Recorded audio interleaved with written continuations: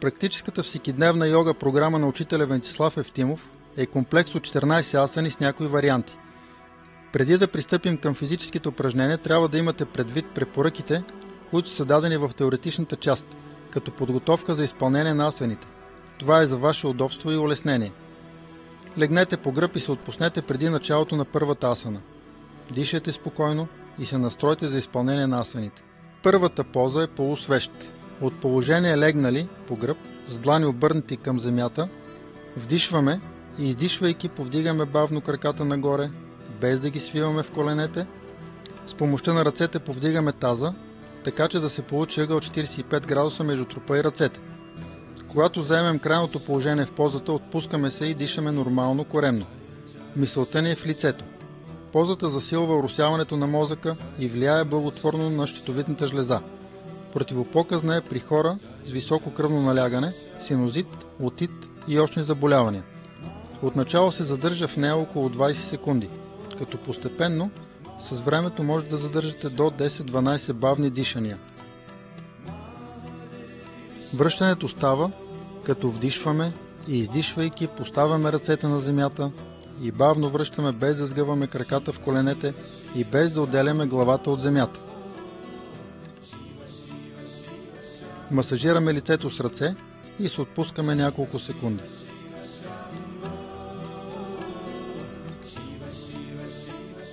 Следва свещ. От легнало положение по гръб, с длани обърнати към земята, вдишваме и издишвайки повдигаме бавно краката, без да ги изгъваме в коленете. Продължаваме докато краката и трупът застанат вертикално. Поставяме ръцете по продължение на гръбначния стълб за опора. Отпускаме вратните мускули и притискаме брадичката към гръдната кост. Вдишваме и дишаме нормално, коремно. Мисълта я насочваме към щитовидната жлеза. По време на статичната фаза отпускаме мускулите с изключение на тези, които ни поддържат в дадената поза.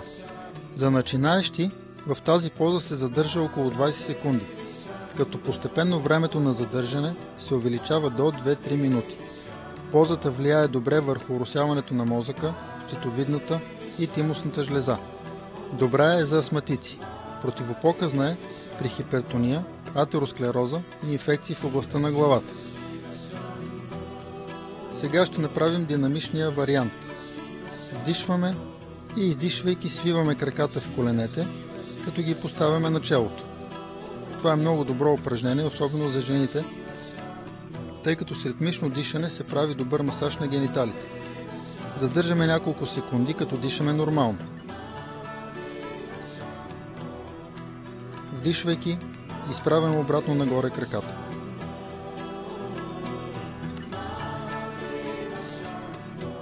Следващото упражнение от динамичната фаза, сваляме бавно левия крак към земята зад главата, като десния изправен нагоре. След това връщаме левия крак горе и отпускаме десния.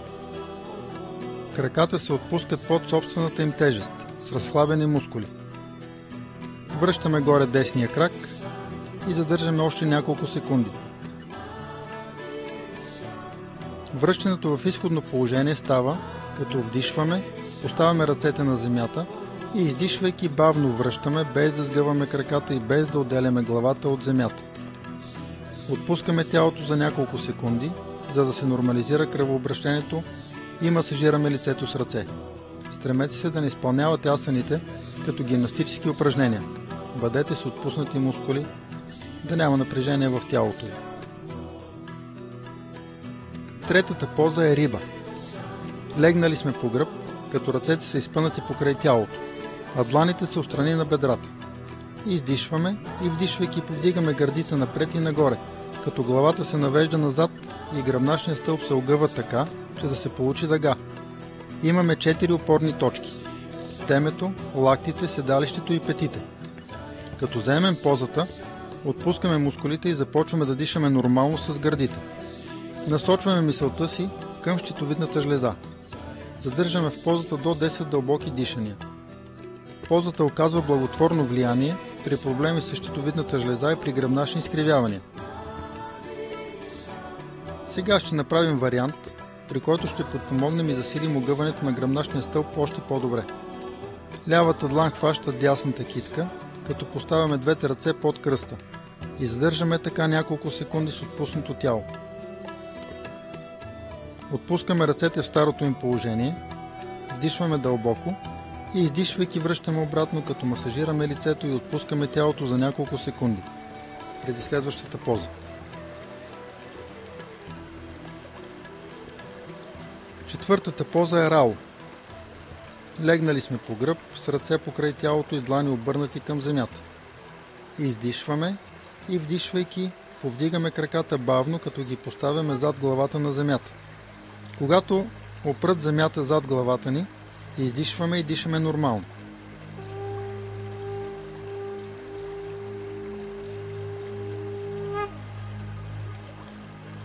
Ръцете могат да са на земята, но могат да бъдат поставени на ханшовете за опора. Важно е да няма насилие над тялото. Застанете до там, докъдето ви позволява гъвкавостта на тялото. Стремете се краката да бъдат изправени и мускулите отпуснати. Насочете мисълта си върху слънчевия сплит или върху дишането. В началото се задържа 5 дишания, като постепенно се увеличава всяка седмица. Позата влияе благоприятно върху щитовидната жлеза, панкреаса и гръбначния стълб. Противопоказна е при дискова херния и хипертония.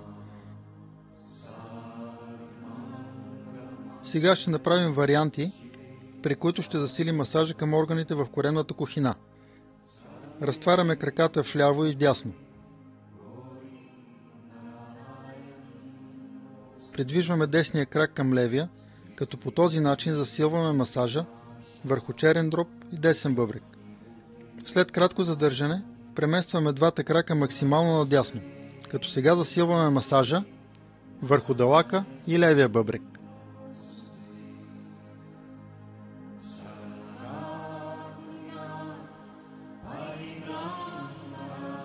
След кратко задържане, връщаме двата крака в средата.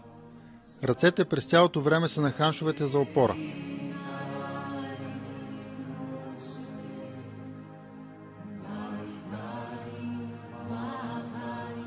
Преди да се приземим, поставяме краката на челото. Вдишваме, като изправяме краката и издишвайки, бавно връщаме, без да отделяме главата от земята и без да сгъваме краката. Отпускаме се няколко секунди и масажираме лицето с ръце.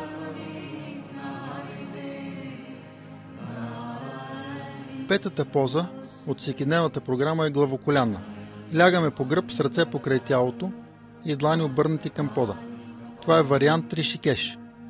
Издишваме и вдишвайки повдигаме ръцете нагоре и назад, като описват дъга, докато легнат на земята. Задържаме дишането 3-4 секунди и издишвайки връщаме обратно ръцете. Когато дланите легнат върху бедрата, тогава повдигаме последователно главата и след това трупа, докато главата и гърдите легнат между краката, а с ръцете хващаме глезените. Важно е гръбначният стълб да се разгъва по цялата си дължина. Трябва да се отпускат мускулите, за да може постепенно да прилепнете като джобно нощче. Отначало е много трудно да се направи позата, поради силния болезнен опън в бедрените мускули. Затова мисълта ви трябва да бъде там, като отпускате мускулите. Постепенно с редовна практика неминуемо ще имате успех. Дишането е ритмично, без прекъсване. Мисълта е насочена в началото върху отпускането на мускулите, а когато владеете позата, тогава насочите към долната част на гърба. Отначало задържането в позата е от 5 до 10 бавни дишания. Когато я владеете, може да задържате от 3 до 15 минути. Позата оказва благоприятно влияние върху дейността на коремните органи, като засилва оросяването им и влияе добре на перисталтиката на червата. Противопоказна е при подуване на черния дроб и далака. Преди да върнем в изходно положение, ще направим и така наречения стил Майсор или южен стил. От седнало положение поставяме дланите под коленете. Вдишваме и издишвайки плъзгаме ръцете напред към глезените, докато ги хванем с длани, като междувременно гърдите и главата лягат между краката. И в двата варианта е важно да не се изгърбваме и да не се опитваме на всяка цена да допрем с глава коленете. Връщането става, като вдишваме и издишвайки бавно се отпускаме на земята. Релаксираме за няколко секунди и масажираме лицето. За улеснение на начинаещите ще използваме няколко варианта, подпомагащи овладяването на позата. Първо, от седнало положение с изпънати крака свиваме десния крак и издишвайки навеждаме трупа и главата към изпънатия ляв крак, като хващаме с ръце стъпалото.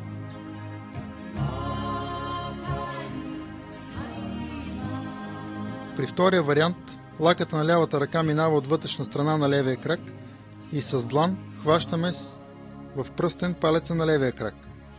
Дясната ръка хваща стъпалото на левия крак, като главата минава между ръцете. При третия вариант с лявата ръка хващаме дясното коляно и задържаме с отпуснати мускули няколко секунди.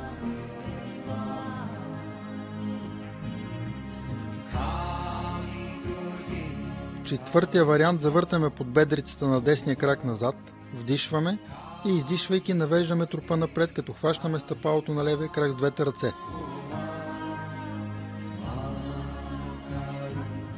Сменяме краката и повтаряме аналогично и с десния крак.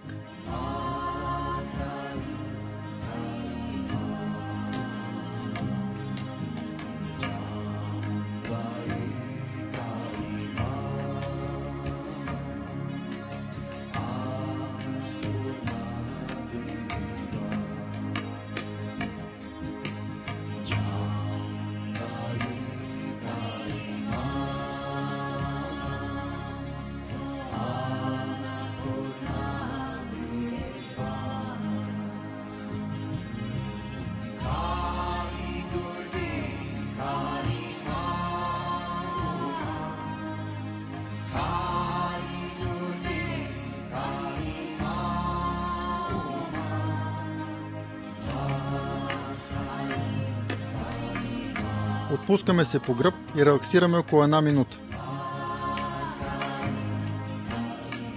Сега ще започнем огъване на гръбначния стълб назад. Следващата поза е кобра. Лягаме по корем с изпънати крака и доближени пети. Челото е поставено на пода, а дланите са под раменете. Лактите са близо до хълбоците. Издишваме и вдишвайки бавно повдигаме главата нагоре и изпъваме врата напред. След това повдигаме и горната част на гърба, като участват само гръбните мускули. Ръцете са пасивни. Издишваме и дишаме нормално. При втората фаза издишваме и вдишвайки вече с помощта на ръцете изтласкваме трупа нагоре, като огъваме силно гръбначния стълб назад. Краката автоматично леко се разтварят. Издишваме и дишаме нормално. Мисълта в крайната фаза е в кръста.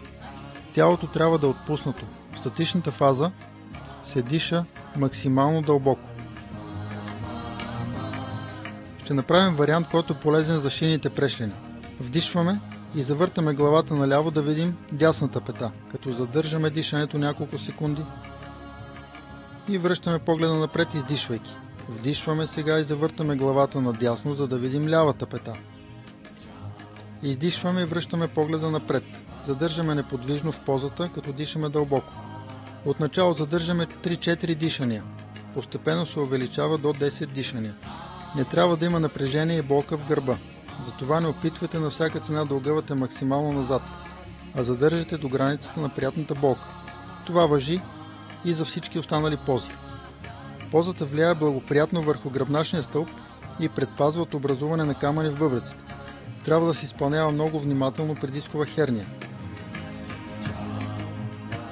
Преди да върнете, пружинирайте с ръце леко, вдишайте и издишвайки бавно върнете по обратния път.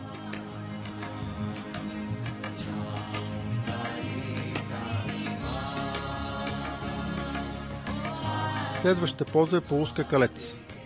Легнали сме по корем, като ръцете са покрай тялото, с длани обърнати нагоре и чело допряно до земята. Издишваме и вдишвайки повдигаме левия крак изпънат нагоре, като задържаме дишането 3-4 секунди. Издишвайки отпускаме крака. Вдишвайки повдигаме десния крак и задържаме 3-4 секунди. Издишвайки връщаме. При другия вариант на полускакалец завъртаме дланите към земята и поставяме брадичката на земята. Вдишвайки, повдигаме десния крак, задържаме 3-4 секунди и издишвайки връщаме.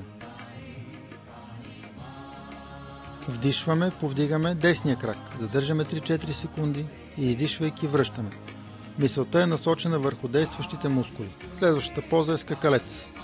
Легнали сме по корем, поставяме ръцете под корема с длани нагоре. Брадичката е на пода. Издишваме и вдишвайки повдигаме двата крака. Брадичката и раменете не се отделят от пода. Задържаме от 3 до 5 секунди. След това може да залюлеете тялото няколко пъти, с което засилвате масажа върху гръбнака и върху коремни органи. Вдишваме и издишвайки връщаме краката на пода. Позата е противопоказна при дискова херния. Продължаваме с лък. От положение легнали по корем, повдигаме брадата и с ръце хващаме глезените, като гледаме стъпалата да са допрени. Отпускаме тялото и издишваме, вдишвайки обтягаме краката и ръцете и задържаме в това положение между 5 и 10 дишания.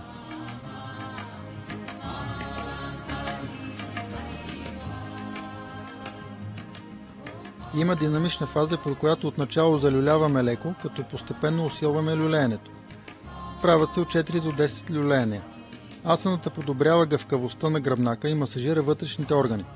Позата не се препоръчва при болести на коремните органи. Връщането става, като вдишваме и издишвайки отпускаме тялото в романтичната поза, като лягаме на дясната страна със свит ляв крак и лява ръка, при която дланта е на нивото на очите. Отпускаме се максимално около 60 секунди, за да нормализираме пулса и дишането. Дясната ръка е изпъната зад гърба. Rama bolo, Rama bolo, bolo, bolo Rama, Rama bolo, Rama bolo, bolo, bolo Rama, Rama bolo, Rama bolo. Следват варианти на слънчевите упражнения. Заставаме изправени, като стъпалата са допрени и дланите са до бедрата. Издишваме и вдишвайки повдигаме ръцете и накланяме трупа назад. Задържаме дишане от 3-4 секунди и издишвайки връщаме обратно. Повторете.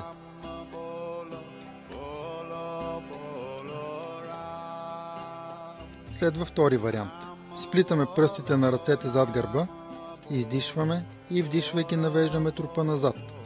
Задържаме 2-3 секунди и издишвайки се навеждаме напред, така че челото да допре коленете без да ги изгъваме. Вдишвайки изправяме и повтаряме още веднъж упражнението.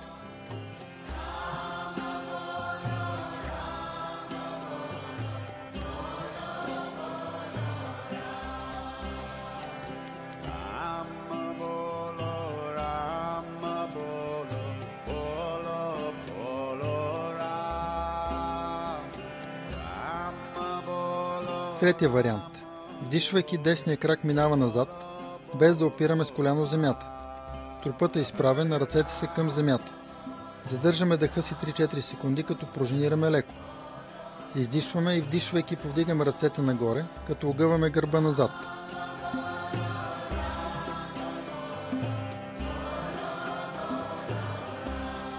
Сменяме краката и повтаряме същото с другия крак. Мисълта е насочена върху гръбната мускулатура и гръбнака.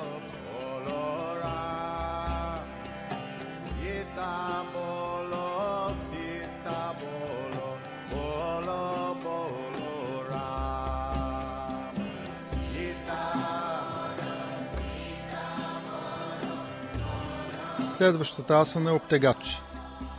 Коленичим на земята, като сядаме върху петите и поставяме ръцете върху бедрата с пръсти насочени към свивката на краката.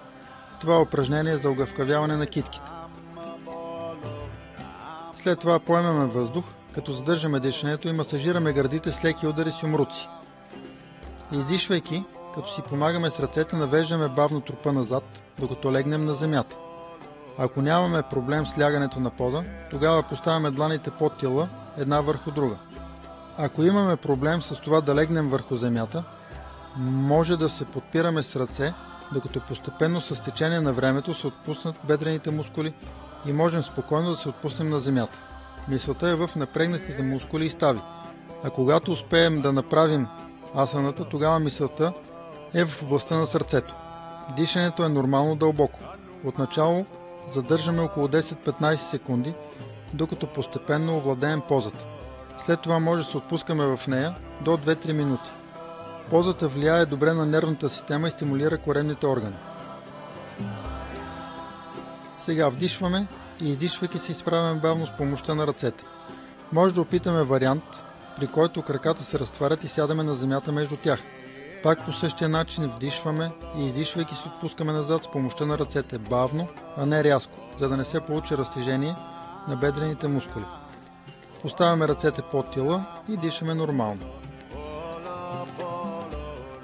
Връщането става, като вдишваме и издишвайки бавно се изправяме. Следващата поза в всекидневната програма е странична извивка. Сядаме на земята с прави и събрани крака. Сгъваме десния крак и стъпваме от външната страна на лявото коляно. Вдишваме и издишвайки поставяме лявата ръка от външната страна на дясната подбедрица, като се опитваме да хванем десния глезен или стъпалото и усукваме гръбначния стълб надясно, като поставяме дясната ръка за опора зад таза. Отпускаме мускулите, вдишваме и дишаме дълбоко. Задържаме така от 5 до 10 дълбоки дишания. Мисълта е върху гръбначния стълб. Това е първата фаза. При втората фаза изпънатия ляв крак се сгъва, като с лявата ръка пак хващаме десния глезен или стъпало. Дясната ръка е зад таза, за опора, или я поставяме зад гърба, като докосваме бедрото на десния крак. Като допълнение е положението, при което залавяме двете ръце под коляното и засилваме усукването на гръбначния стълб още повече, като завъртаме максимално главата надясно. Завъртете няколко пъти главата наляво и надясно. Това е добро упражнение за очите и за врата. Задръжте още няколко секунди, вдишайте и издишвайки върнете в изходно положение.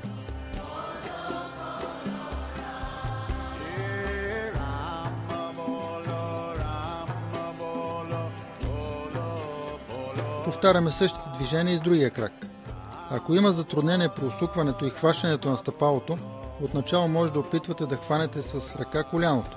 Запомнете, че е важно да сте отпуснати, да няма напрежение в тялото и да се опитвате да се концентрирате в асаните.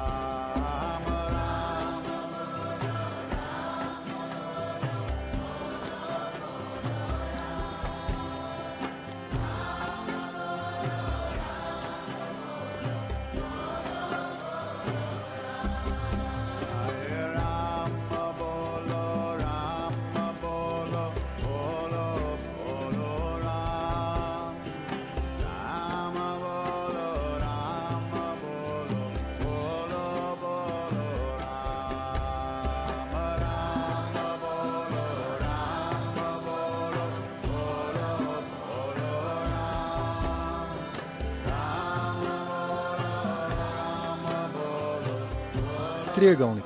Това е последното упражнение от всекидневната програма. Заемете разкрачен стоеж изправени, като ръцете са встрани, с длани насочени надолу.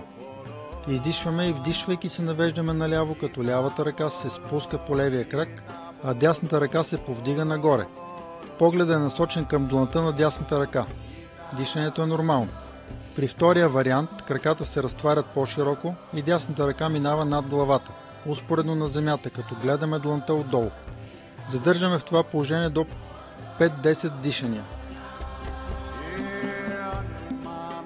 При третия вариант поставяме дясната длан от външната страна на лявото стъпало, а лявата ръка я повдигаме нагоре, като усукваме трупа наляво и гледаме дланта на лявата ръка. Дишаме дълбоко няколко пъти. Вдишваме и издишвайки връщаме в изходна позиция. Повтаряме същото движение в другата посока. Мисълта е насочена върху дишането и разтегления хълбок.